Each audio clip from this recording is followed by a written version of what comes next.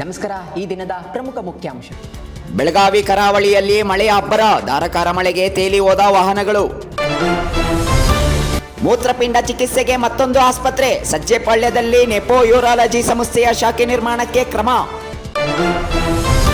ರಾಜಕೀಯ ನಿವೃತ್ತಿ ಬಯಸಿದ್ದೆ, ಕೈತಪ್ಪಿದ ಸಿಎಂ ಸ್ಥಾನದ ಬಗ್ಗೆ ಡಿಸಿಎಂ ಜಿ ಪರಮೇಶ್ವರ್ ಹೇಳಿಕೆ.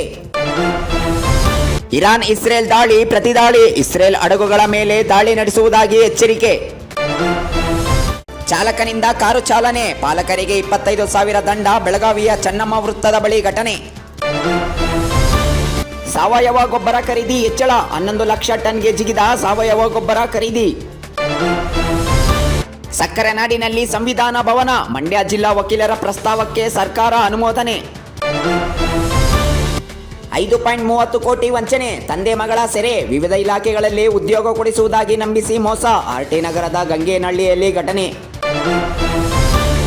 ಸಂಘರ್ಷ ಶಮನಕ್ಕೆ ಯತ್ನ, ಇರಾನ್ ಮೇಲೆ ದಾಳಿ ಬೇಡ, ಇಸ್ರೇಲ್ಗೆ ಟ್ರಂಪ್ ತಾಕೀತು.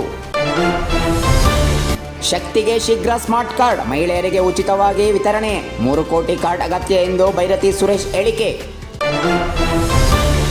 ಗುಣಮಟ್ಟ ಪಾರದರ್ಶಕತೆಗೆ ಆದ್ಯತೆ, ನಗರಾಭಿವೃದ್ಧಿ ಸಚಿವ ಯತೀಂದ್ರ ಸಿದ್ದರಾಮಯ್ಯ ಹೇಳಿಕೆ. ಪ್ರತ್ಯೇಕ ಅಪಘಾತದಲ್ಲಿ 3 ಸಾವು, ಶೇಷಾದ್ರಿಪುರ ಹುಳಿಮಾವು ಹೆಬ್ಬಾಳದಲ್ಲಿ ನಡೆದ ಘಟನೆ. ಇಂದಿರಾನಗರದ ಹಸಿರು ಹೊದಿಕೆಗೆ ಸಂಕಷ್ಟ, OMRನಿಂದ ಸಿಲ್ಕ್ ಬೋರ್ಡ್ ಎಲಿವೇಟೆಡ್ ಕಾರಿಡಾರ್. ಬಿಜೆಪಿಯಿಂದ 3 ನಾಮಪತ್ರ ಸಲ್ಲಿಕೆ, ರಾಜ್ಯಸಭೆಗೆ ಪ್ರೊಫೆಸರ್ ನಾಗರಾಜ್, ಪರಿಷತ್ಗೆ ರಘು ಕೌಟಿಲ್, ಲಿಂಗರಾಜು ಪಾಟೀಲ ಸ್ಪರ್ಧೆ. 20 ಟಿಎಂಸಿ ಸಂಸದರು ಎನ್ಡಿಎಗೆ, ವಿಧಾನಸಭೆ ಬಳಿಕ ಸಂಸದೀಯ ಘಟಕದಲ್ಲೂ ಭಿನ್ನಮತ. ಉಜ್ವಲ ಸಿಲಿಂಡರ್ 4ಕ್ಕೆ ಕಡಿತ, LPG ಸಿಲಿಂಡರ್ ಬೆಲೆ ಹೆಚ್ಚಳದ ಬೆನ್ನಲ್ಲೇ ಕೇಂದ್ರದಿಂದ ನಿರ್ಧಾರ.